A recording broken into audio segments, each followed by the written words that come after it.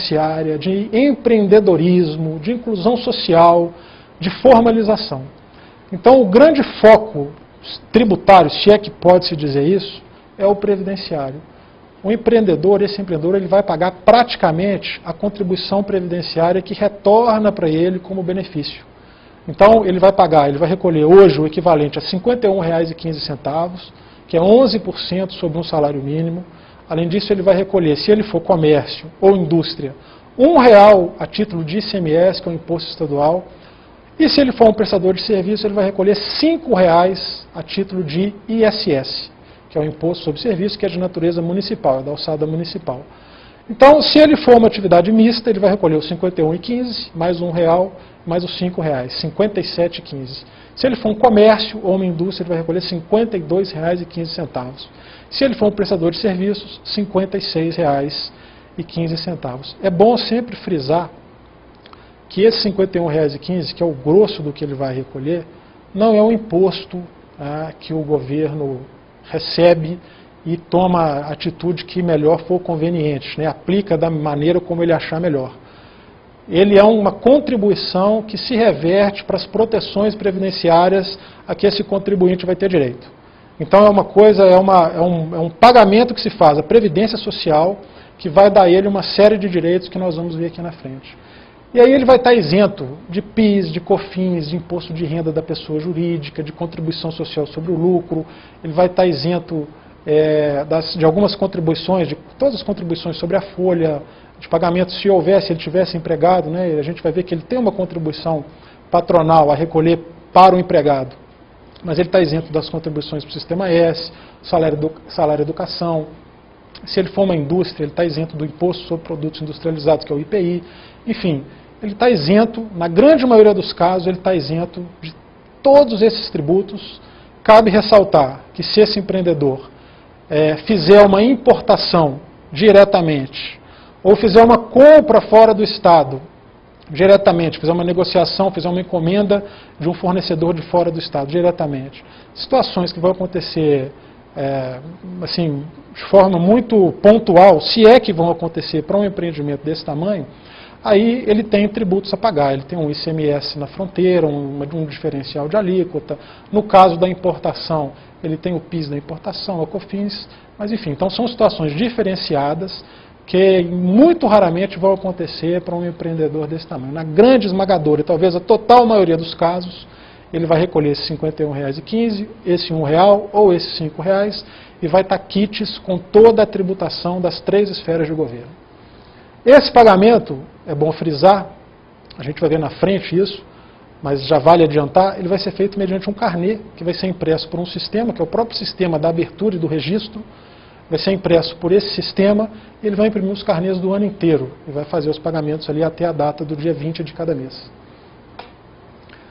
Se ele atrasar, né, ele se registrou, emitiu as guias de pagamento, que se chamam DAS, documentos de arrecadação do Simples, passou o dia do pagamento inadvertidamente, ou porque não teve condições, ele não pagou, ele deve voltar ao sistema, nós vamos ver aqui na frente, ao portal do empreendedor, tem multa, tem juros, mas o sistema vai calcular isso automaticamente para ele, e ele vai reemitir ou emitir essa nova guia de pagamento e fazer o novo pagamento com a multa e com o juro devido. Um ponto que merece muita atenção. Esses prestadores de serviços que vão optar pelo empreendedor individual e com o nosso conhecimento aí do mercado informal principalmente, muitos deles prestam serviço em casa, prestam serviço, né, óbvio, no endereço do contratante, mas o empreendedor individual, essa política do empreendedor individual não admite a cessão de mão de obra. Empresas não podem contratar empreendedores individuais para prestar serviços contínuos nas suas dependências, seja atividade fim ou não. Isso é óbvio que é para evitar burlas à legislação trabalhista, evitar precarização dos direitos trabalhistas, demissões de trabalhadores e recontratação como, né, empreendedor individual, que no final das contas é uma empresa, vai ter CNPJ, nós vamos ver aqui na frente. Então, não pode haver essa cessão de mão de obra. Mas e aquela atividade que é prestada em casa, aquele serviço que é prestado em casa, ou num estabelecimento, ou fora do próprio estabelecimento do contratante? Isso não é cessão de mão de obra. Então, uma facção, um silk screen, que é feito no estabelecimento do empreendedor individual, em casa, na grande maioria das vezes, não é cessão de obra. Isso é uma terceirização de uma etapa produtiva e não é considerado cessão de mão de obra. Um serviço que é prestado, que demora um dia, dois, uma semana, dentro de um estabelecimento, também não é cessão de mão de obra. A cessão de mão de obra é aquela que implica serviços contínuos dentro do estabelecimento do contratante. Cabe ressaltar que no empreendedor individual a legislação previu exceções. Pode haver cessão de mão de obra para as atividades de hidráulica, elétrica, pintura, alvenaria, carpintaria e manutenção ou reparo de veículos. Só que nesse caso, o empreendedor individual vai ser equiparado a um autônomo. A contribuição previdenciária dele vai ser igual a de autônomo. O contratante deve reter 11% do valor contratado e deve recolher as suas custas mais 20% daquele valor que está sendo pago ao empreendedor individual que está prestando aquele serviço. Então deixa de haver aquele benefício previdenciário naquele momento só para essas atividades: hidráulica, elétrica, pintura, alvenaria, carpintaria, manutenção ou reparo de veículos. Nesses casos, em que haja cessão de mão de obra, vejam bem, eu posso prestar um serviço de hidráulica, posso ser contratado, entrar no empreendimento, passar lá 1, 2 ou 3 dias, finalizei o serviço, recebi o meu pagamento, isso não é cessão de mão de obra. A cessão de mão de obra pressupõe a prestação contínua de serviço, a semelhança do que acontece numa obra, por exemplo. Nesses casos, então, a lei excepcionou o empreendedor individual, mas o equiparou a um autônomo para fins tributários. Quando esse empreendedor tiver um empregado, como é que vai ser? A gente já viu no conceito que ele pode ter um empregado, ou nenhum, ou um empregado. Quando ele tiver um empregado, a contribuição previdenciária que ele deve recolher para esse empregado vai ser de 3%. Então ele vai recolher os 51,15 dele e outros 3% a título de contribuição patronal desse empregado. Se ele não fosse, se ele estivesse na tributação normal, ele recolheria 20% sobre esse salário desse empregado.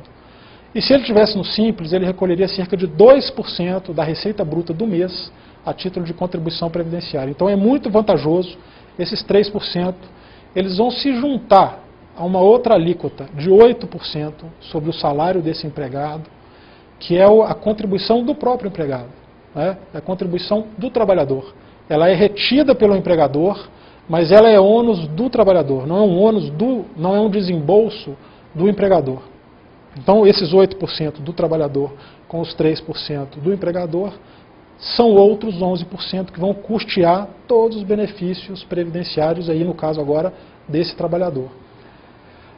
É bom lembrar que esse trabalhador é o mesmo trabalhador de uma empresa micro, de uma empresa pequena, de uma empresa grande. Ele mantém todos os seus direitos trabalhistas. As férias, o 13º, o FGTS, horas extras, se for o caso.